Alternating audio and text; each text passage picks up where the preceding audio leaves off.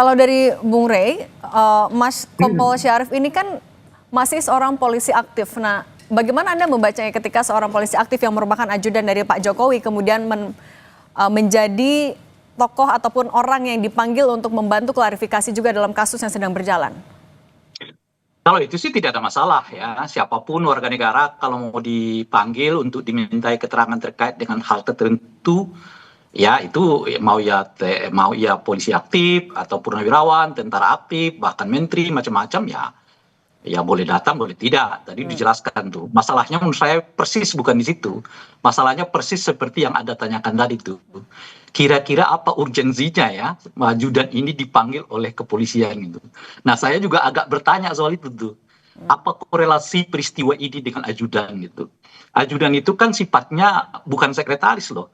Ajudan itu juga bukan staf ahli gitu ya. Ajudan itu hanya pendamping fisik sebetulnya terhadap mantan presiden Jokowi. Nah, dalam konteks itulah jadi pertanyaan, lah ini ajudan korelasinya dengan peristiwa ini kira-kira apa gitu.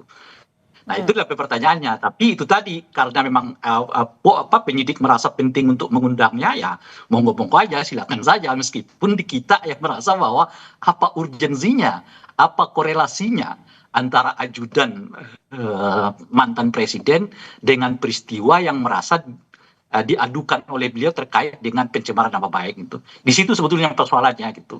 Nah itu, Bang Yakub bagaimana menanggapinya? Apa urgensinya seorang ajudan? Kenapa tidak staf ahli yang lain ataupun sekretarisnya? Ya, mungkin kembali lagi, mungkin mengenai hal ini kan yang paling tepat untuk menjawab adalah nanti para penyelidik di Polda Metro Jaya, Mbak. Namun secara umum seorang saksi itu kan ketika diundang, sehubungan dengan suatu dugaan tindak pidana, tentu seorang saksi ini tentunya diduga telah mendengar, melihat, atau mengalami juga dugaan tindak pidana apa yang sedang dilakukan penyelidikan.